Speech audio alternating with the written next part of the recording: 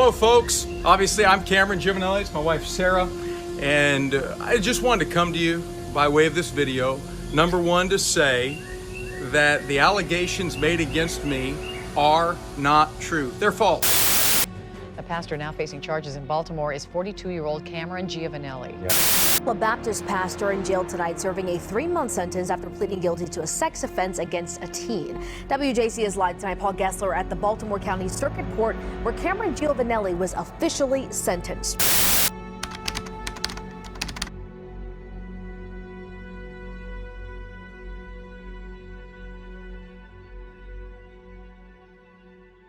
That being said, I do want you to know, because I think some are wondering what's going on in our life. I resigned from Golden State Baptist College, not for any other reason than to take away any confusion, anything that might cause people to have to alter decisions because they were wondering about the college.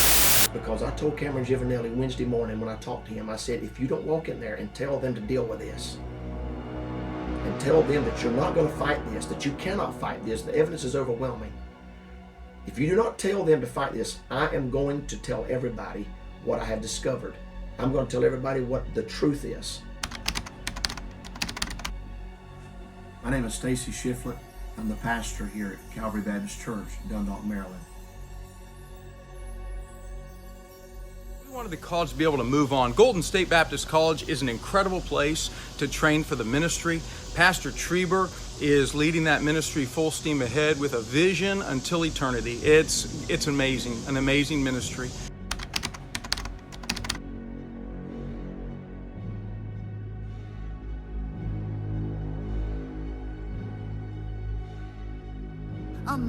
I'm so sick and tired of people saying, well, you're covering sin.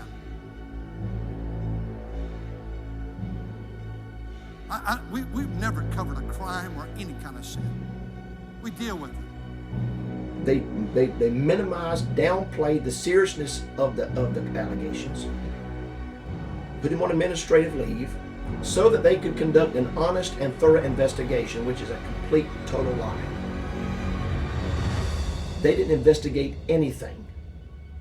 I didn't get a phone call, an email, a text message from anybody till Wednesday afternoon, my time. But with these false allegations, God has now brought us to Jacksonville, Florida. I mean, who would have ever thought Jacksonville, Florida, where we have the opportunity to serve alongside of Pastor Greg Neal. We spoke to the senior pastor at that Baltimore church. He says he warned the pastor at this Jacksonville church not to hire Cameron Giovanelli. He says the pastor here did not take his advice and Cameron Giovanelli got the job. This is video inside Fleming Island's Berrien Baptist Church in 2001. Investigators say the video you're watching is from a camera Pastor Greg Neal hid behind plants.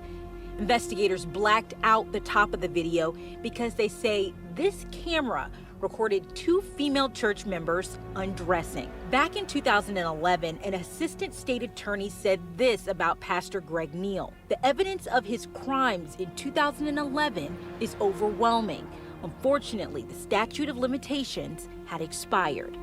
8 years later, and Pastor Greg Neal now works at Emmanuel Baptist in Duval County. It's at this church he hired Cameron Giovanelli from Baltimore, Maryland.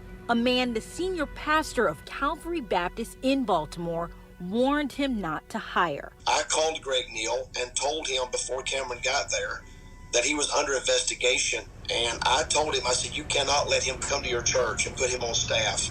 I said, he could be arrested one day and go to jail. And we talked for nearly an hour, and he disregarded my advice. Sure enough, Tuesday, Giovanelli was arrested, accused of sexually abusing a Baltimore woman while she was a student at Calvary Baptist School in 2007. In a letter detailing her abuse, she says, I trusted it was normal for me to have to lie every time someone would talk about their first kiss. I'd have to make up a story about who mine was with because I obviously couldn't say my pastor.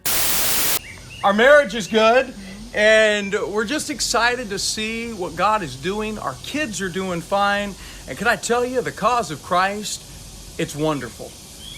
And after seeing the statement that was made last Wednesday night, from the pulpit of North Valley Baptist Church, I have no choice now but to tell you the truth.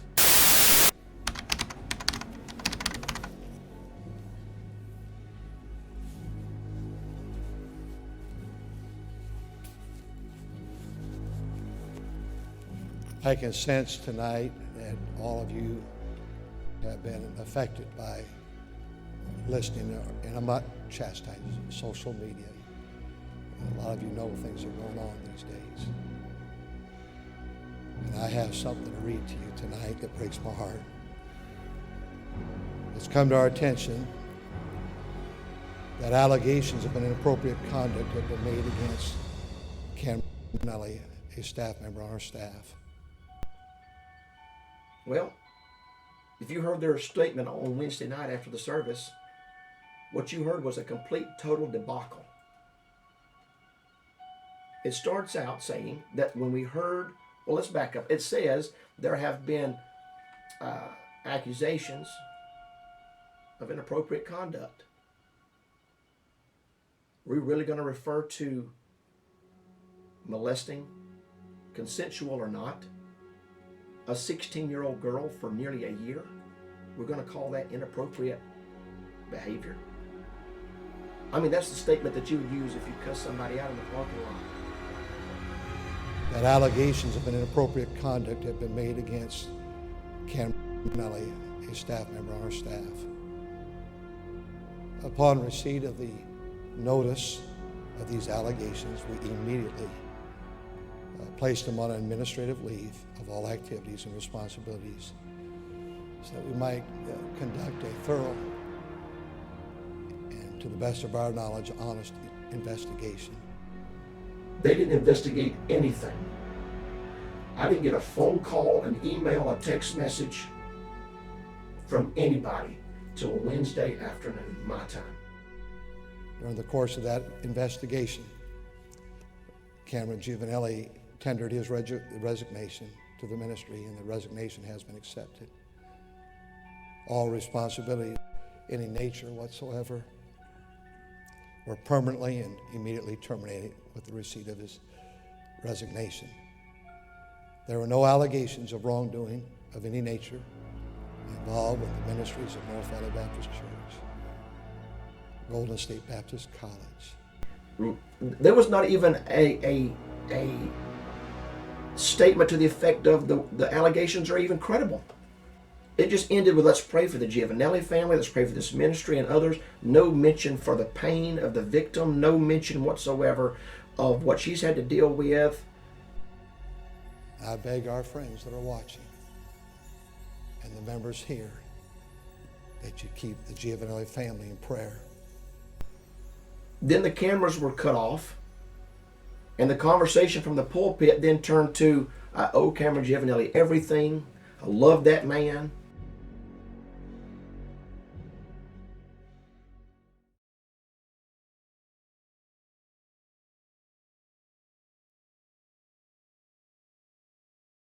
And keep our church and our college in your prayers.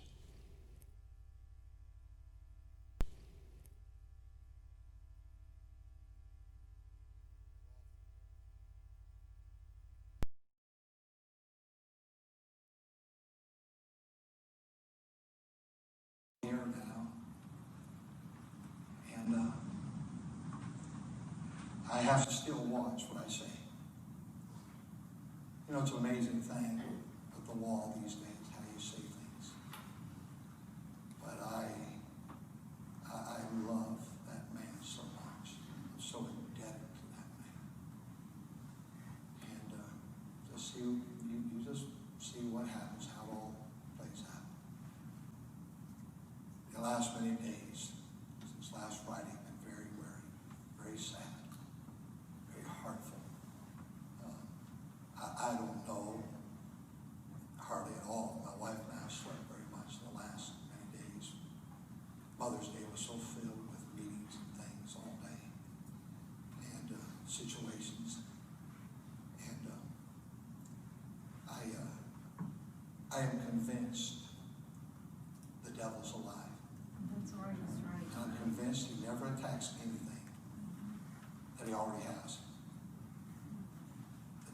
calls attacks what he wants. And I can promise you this, I'm not running. I'm not, my wife's not running.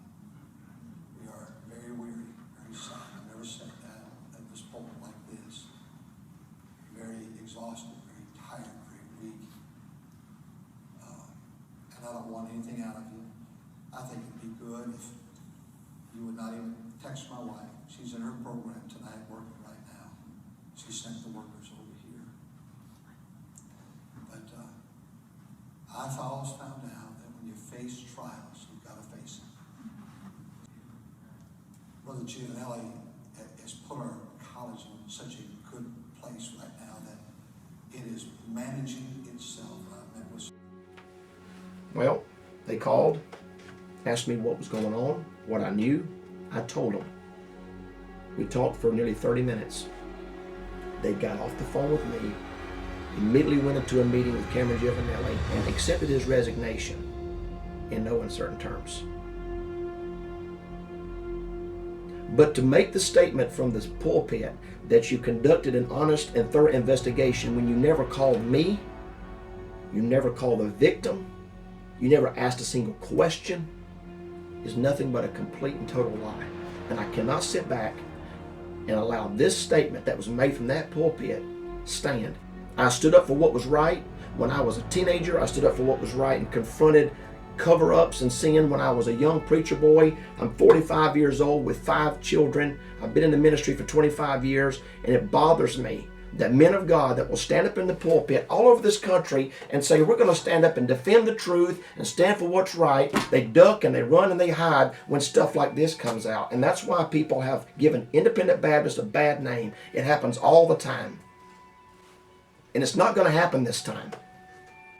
When I couldn't even get anybody out there to answer a phone call, a text message, or return a call for days.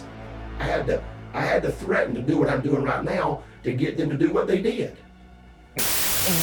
Well, a Baptist pastor is charged with sex abuse of a minor after a woman came forward last year with her story.